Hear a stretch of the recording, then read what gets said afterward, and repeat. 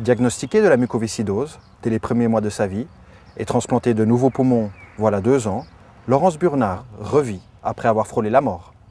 Et même si la maladie a toujours pesé sur son existence comme une épée de Damoclès et continue à le faire aujourd'hui, elle s'est promise de ne jamais baisser les bras et toujours aimer la vie passionnément, entourée des siens.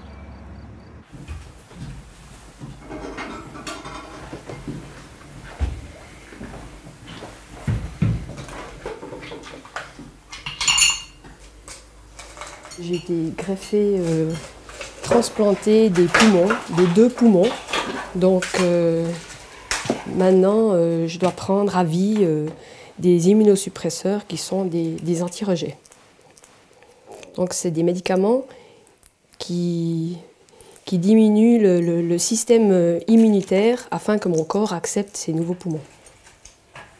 Quand on est greffé avec la mucoviscidose, quand on est greffé des poumons, on a encore la mucoviscidose. On est encore atteint de la mucoviscidose. Ça ne guérit pas la mucoviscidose. Donc c'est ça que je prends chaque jour pour la mucoviscidose. Donc ça fait des années que je prends ça à peu près. Et puis ça, c'est proprement dit les anti-rejets que je prends donc 2 fois par jour à heure fixe. Donc vous voyez, avant de manger, comme me disait très justement le médecin, c'est pas un bol de céréales que je mange le matin, mais c'est un bol de pilules. La mucoviscidose est une maladie donc génétique qui est incurable jusqu'à ce jour et ça touche 2 systèmes. Le système respiratoire, c'est-à-dire les sinus, les poumons, et le système digestif, c'est-à-dire le pancréas, le foie et les intestins. Alors justement, mucoviscidose, il y a l'idée de mucus. C'est un mucus très épais qui bouche les intestins et qui au fond, vous empêche de respirer. Obstrue finalement les voies respiratoires. Et en fait, ce mucus est tellement visqueux, épais et collant que les germes viennent s'y coller, en fait, se mettre là. Et puis, on fait infection pulmonaire sur infection pulmonaire. Et finalement, ces germes deviennent tellement résistants aux antibiotiques qu'il n'y a plus que les cures d'antibiotiques par voie veineuse qui durent 2 à 3 semaines à l'hôpital parce que les antibiotiques par voie orale ne fonctionnent plus. Mais en plus de ça, avec la mucoviscidose, le mucus est tellement épais que de temps en temps, il bouche et il provoque des occlusions intestinales. Et surtout, c'est une grande malabsorption de tout ce qui est, de tous les aliments et des vitamines. La mucoviscidose, c'est une maladie sournoise qui tout d'un coup vous reprend. Un jour, vous êtes à l'école, par exemple, vous allez bien, vous êtes au boulot, vous allez bien, et le lendemain, vous n'êtes plus là. Parce qu'en fait, vous avez fait une grosse infection pulmonaire, vous avez fait une occlusion intestinale, et puis à ce moment-là, on ne vous voit pas. Mais c'est là où vous êtes mal, c'est là où la maladie est dure et pénible. Va chercher la balle, on va plus s'intéresser. Elle est où la balle? Tout début de l'année 2006, ma santé, ma maladie s'est gravement péjorée, subitement. J'ai commencé à tousser énormément. Il faut dire qu'avec la mucoviscidose, c'est pas tousser qu'on fait, c'est pas c'est des toux grasses, épaisses. On est très fatigué, comme ça se passe nuit et jour, on n'a aucun repos. Et de par ce fait, j'ai perdu énormément de poids, 5 kilos en un mois, je faisais plus que 35 kilos.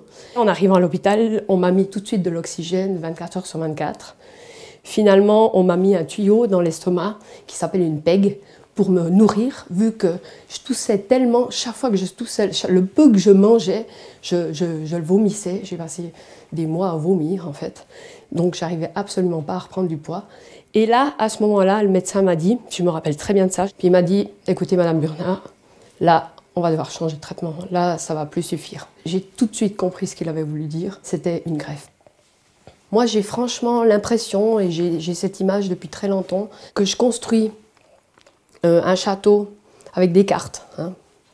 Et puis tout d'un coup, vous mettez votre dernière carte, ou vous mettiez votre carte, et tac, tout s'effondre. Et tac, il faut recommencer. Puis en fait, ça a été toute ma vie. Et maintenant, je suis greffée, ben voilà, je recommence à refaire mon château de cartes. En espérant une fois y arriver vraiment, en arrivant tout en haut. Je crois que la vie, elle est bien faite. J'ai un caractère de battante, un certain optimisme. La maladie a renforcé ça encore. Elle permet aussi de relativiser. Avec une maladie chronique, vous vivez au jour le jour. Vous apprenez à vivre au jour le jour parce que vous n'avez pas le choix. C'est ça la mucoviscidose, c'est ça de vivre avec une maladie chronique. C'est que le peu de temps où vous allez bien, vous vivez à fond.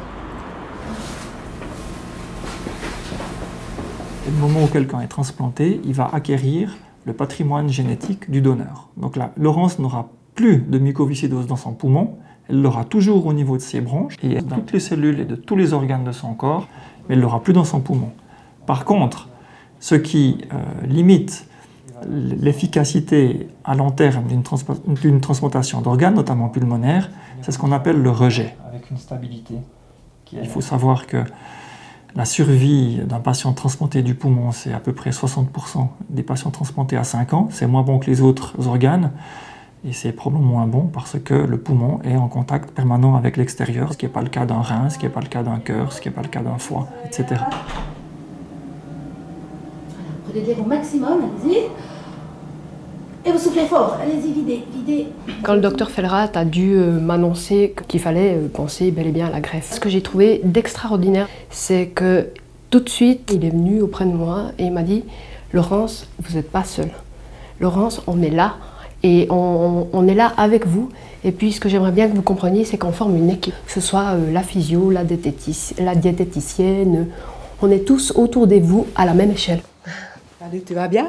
Oui, ça va bien, merci. Extra, mais ça me fait plaisir de te voir. Ouais, On a à peu près un demi-litre de liquide du poumon qui s'écoule normalement, dont on ne se rend même pas compte. Alors ça se mélange à la salive en aval, tandis que chez une mucoviscidose, ça resterait dans le poumon. Donc il faut mécaniquement évacuer ces sécrétions. Et pour cela, on a des différentes techniques.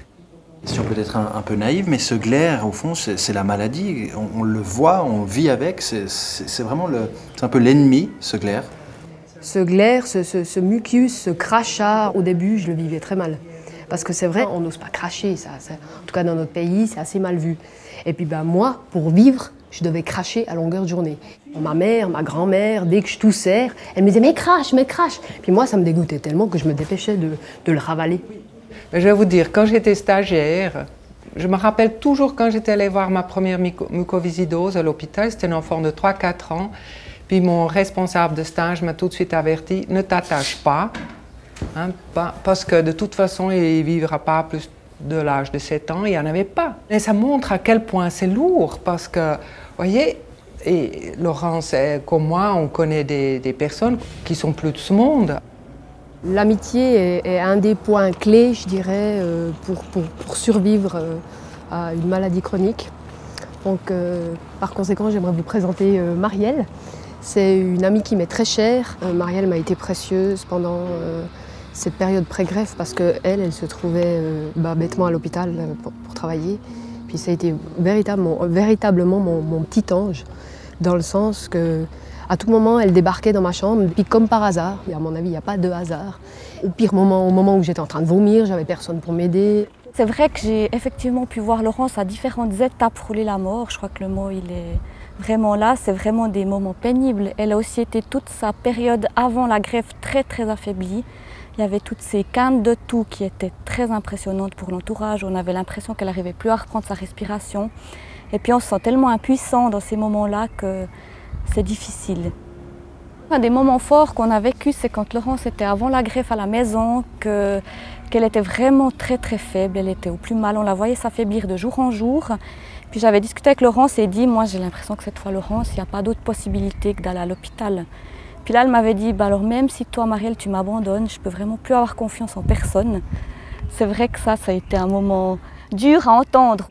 Ça m'a fait très mal. Surtout que Laurence, je l'ai toujours vue très combative et très au clair face à sa maladie.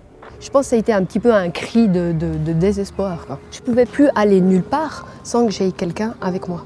Et ça, c'est terrible. Je crois que c'est ce qu'il y a de plus dur dans la maladie, c'est vraiment de perdre, on sent qu'on perd complètement notre indépendance.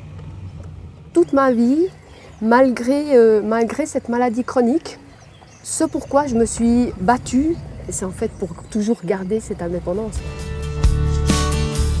De temps en temps, je craque sous le poids de l'espérance. Je vais parfois à contresens.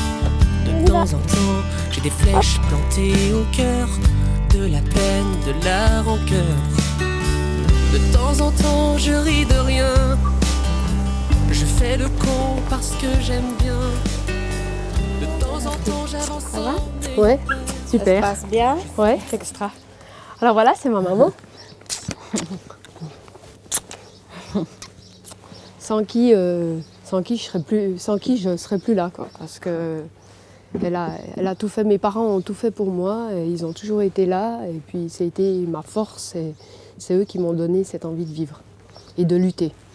Et ma maman est infirmière elle-même, donc elle m'a été d'un grand secours. Elle a fait du coup l'infirmière à la maison tout le long. Ici, c'était le berceau qui l'attendait, qu'il a attendu longtemps. À 6 semaines, on nous a annoncé que voilà, notre fille était atteinte d'une mucoviscidose, une mucoviscidose sévère. Il m'a semblé que le ciel me tombait sur la tête. Franchement, je crois qu'on ne peut pas le dire autrement. J'avais 24 ans, les médecins nous ont dit plus d'enfants. C'est une maladie génétique, donc vous risquez d'en avoir un autre pareil. Et comme ce sera un cas assez lourd, il vaut mieux ne plus en avoir. Je dois dire que très rapidement, j'ai entendu une petite voix intérieure qui me disait « Tant qu'il y a de la vie, il y a de l'espoir. Crois-y, allez, fonce. Et puis, te fixe pas ni sur un âge, parce qu'on nous disait qu'elle vivrait que tant. Je voulais rien entendre de tout ça. Et puis surtout, garder toute notre énergie, mon mari et moi, pour qu'on puisse lui donner un maximum d'énergie, de force, d'amour aussi. » Aujourd'hui, il y a Laurence qui est là. Oui. Ah ouais. Quel beau cadeau, hein. Quel beau cadeau.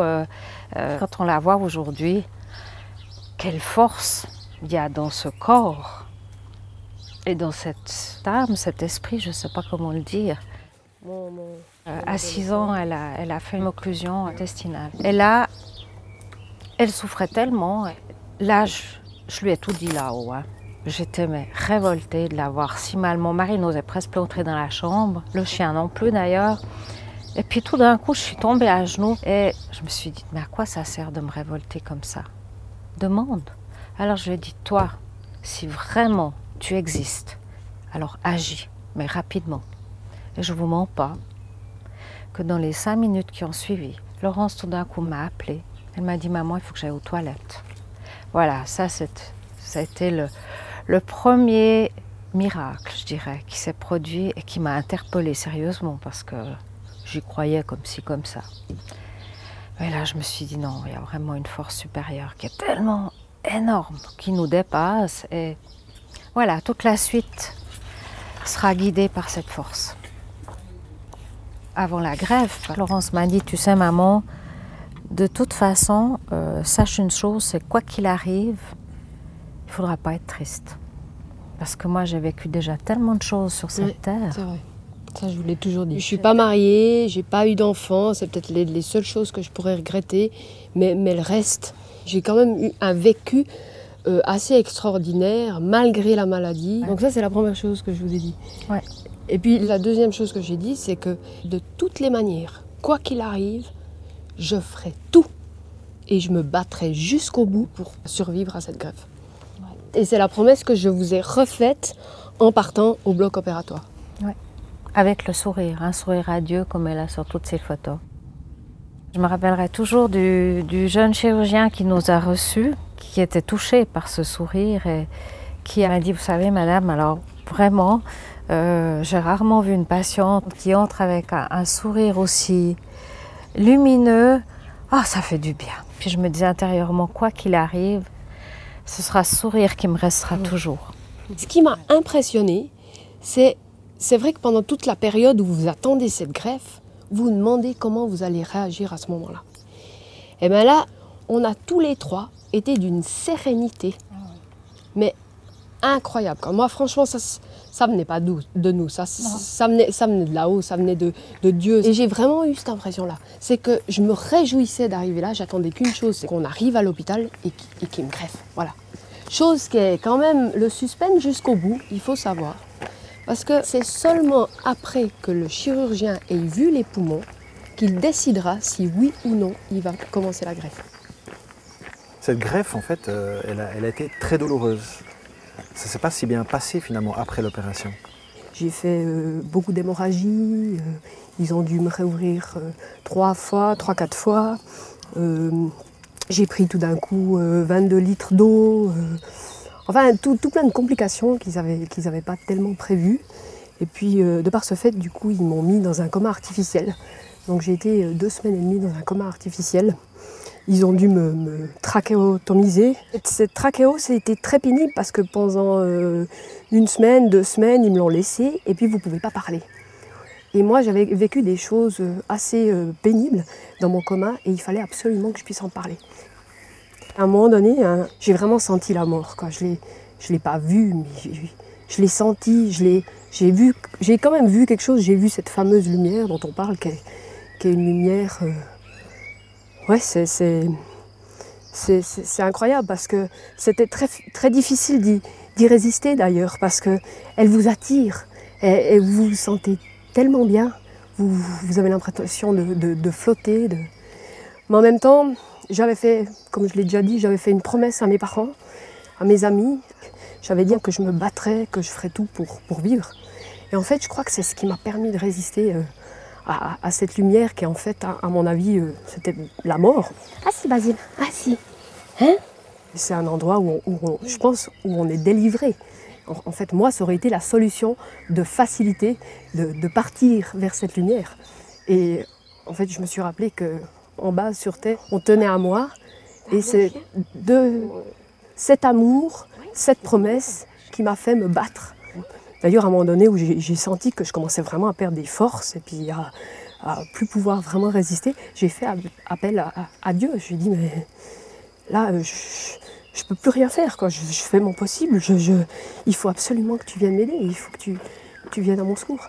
Et là, franchement, sans mentir, alors c'est clair que c'est dans ma perception de coma, mais moi, à ce moment-là, eh ben, il me semble que d'un instant à l'autre, eh ben, ça a changé. Et puis...